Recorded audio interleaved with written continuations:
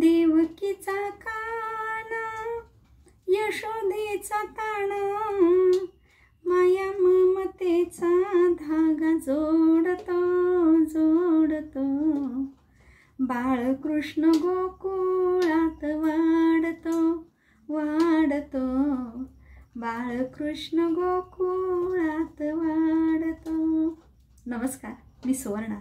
आज आहे कृष्ण जन्माष्टमी आणि या कृष्ण जन्माष्टमीच्या तुम्हा सर्वांना खूप साऱ्या अगदी मनपूर्वक शुभेच्छा.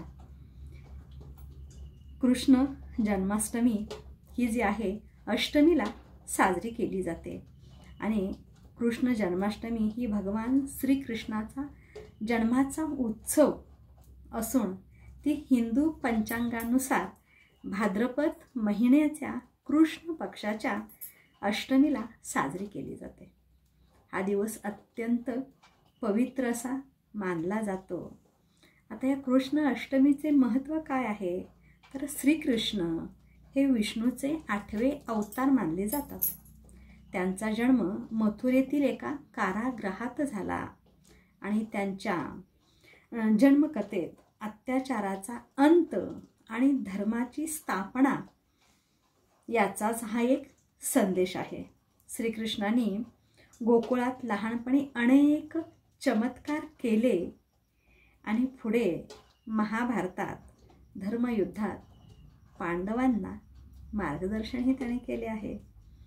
तर अशा प्रकारे कृष्ण जन्माष्टमी म्हणजे मध्यरात्री 12 वाजता कृष्णाचा जन्म मानून शंख, घंटा आणि जयघोष केला जातो. तर लहान मुलं पाहना या दिवशी काय करतात, कृष्णाच्या वेशात लहान मुलांना सजवलं जातं. अनेक ठिकाणी दहीहंडी फोडण्याची सुद्धा प्रथा आहे आणि श्रीकृष्णाच्या लीलांचं या ठिकाणी बरंच असं प्रदर्शनही केलं जातं. विशेष म्हणजे परंपरा म्हटलं तर मंदिरं जे आहेत ना ते फुलांनी आणि दिव्यांनी सजवली जातात. माखण, दही, दूध यांच्या नैवेद्याचा प्रसाद अर्पण केला जातो. जर तुम्हाला हवे असे पाहणा, तुम्हाला जर असं वाटत असेल श्रीकृष्ण जन्माष्टमी मग याची पौराणिक कथा काय आहे, धार्मिक कथा काय आहे तर पहा, प्राचीन काळी मथुरेचा राजा कंस हा अत्याचारी आणि निर्दयी असा राजा होता आणि त्याची बहीण होती ती म्हणजे देवकी. आणि या देवकीचा विवाह कोणाशी झाला तर वसुदेवाशी झाला. आणि विवाह झाल्यानंतर एक आकाशवाणी झाली आणि ती कोणती झाली की कंसा, तुझा नाश देवकीच्या 8व्या पुत्रापासून आहे आणि होईल. आणि हे ऐकताच कंस संतापला आणि त्यानं देवकी आणि वसुदेव यांना कैदेत ठेवले.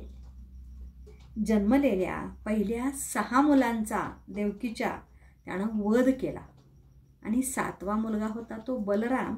हा बलराम योगमायेच्या कृपेने तो रोहिणीच्याच गर्भात गेला. 8व्या गर्भातून श्रीकृष्ण जन्माला आले. त्या रात्री कारागृहातील सर्व दरवाजे उघडे होते कृष्ण जेव्हा जन्माला आला त्यावेळेला आणि पहारेकरी पण गाढ असे झोपले होते.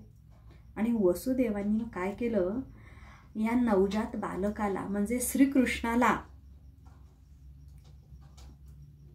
पाठीमध्ये घेतलं आणि यमुना नदी पार केली. यमुना नदीला प्रचंड पूर आला होता. प्रचंड पावसाचा वर्षाव होत होता. काळाकुट्ट अंधार होता. अशा परिस्थितीत वसुदेवानी यमुना नदी पार करून गोकुळात नंद यशोदाच्या घरी हे पोहोचले आणि तिथे यशोदेची जी मुलगी जन्माला आली होती ना योगमाया, तिला ते घेऊन गेले. आणि कंसानं मग काय केलं, त्या मुलीला मारण्याचा प्रयत्न केला. कृष्णाला इकडे यशोदेकडे ठेवलं आणि त्या मुलीला देवकीकडे तो घेऊन गेला. कृष्णानं त्या योगमायेला मारण्याचा प्रयत्न केला आणि तेव्हा ती देवीच्या रूपात प्रकट होऊन म्हणाली, अरे मूर्खा, तुला मारणारा जो आहे ना त्यानं जन्म घेतला आहे आणि तो सुरक्षित आहे. पाहणा, धर्माचा विजय आणि अधर्माचा नाश.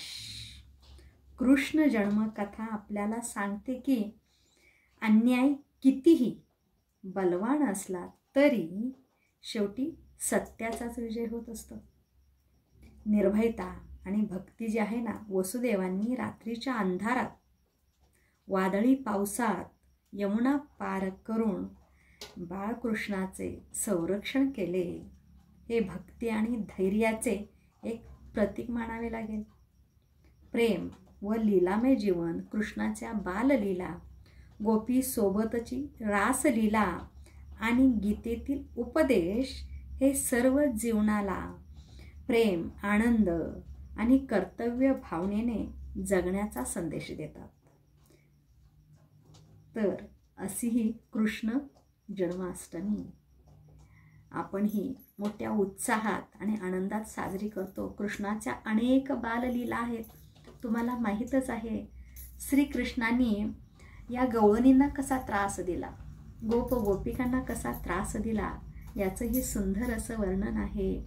कितीतरी अगाध अशा लीला श्रीकृष्णाच्या आहेत, या तुम्हाला माहीतच आहेत. त्या गवळणींना कशा पद्धतीनं त्याची भुरळ पडायची, स्वतःला विसरून जायच्या आणि कृष्णामध्ये लीन व्हायच्या. काही गवळणी कशा पद्धतीनं दही विकायला जायचे, त्यांचे श्रीकृष्ण माठ फोडायचा आणि बऱ्याचशा तक्रारी घेऊन मग या सगळ्या गोपी गवळणी त्या यशोदेकडे जायच्या. यशोदा, बघ तुझा हा काना किती प्रचंड त्रास देतो आहे, किती हा छळतो आहे, अशा पद्धतीनं त्या तक्रार करायच्या. मग ही यशोदा कृष्णाला कितीतरी वेळा तिनं काय केलेलं आहे, कधी बांधून घातलं उखळाला, कधी तिला म्हणजे रागवली, कधी काय केलं, बराच प्रकार केला. उखळाला बांधून घातलं होतं आणि विचारते यशोदा, काय रे कृष्णा, तू चोरी केलीस का दह्याची, बघू तोंड उघड.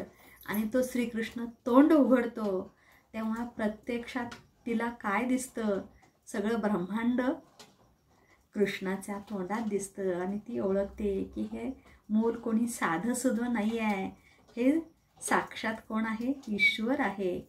ही यशोदा ओळखते आणि यशोदा श्रीकृष्णाचं पालन पोषण छान पद्धतीनं करते. आणि असे हे गोपी आणि श्रीकृष्ण यांच्या बाललीला आणि राधा आणि श्रीकृष्ण यांचं नातं तर अतिशय अतूट असं नातं होतं. हे तुम्हाला माहीतच आहे की राधा जी आहे कृष्णावर किती प्रेम करायची आणि कृष्णाचं सुद्धा राधेवर तेवढंच प्रेम होतं. कृष्ण बासरी वाजवत राहायचा आणि राधा फक्त ती बासरी ऐकत राहायची. तर अशी ही सगळी बाललीला आहे, असं हे सगळं श्रीकृष्ण अवतार आहे. आणि आपण हा कृष्ण जन्माष्टमी सण आज मोठ्या उत्साहात साजरा करतो. हा नंदाचा काना घालितो किती धिंगाणा, हा नंदाचा काना घालितो किती धिंगाणा.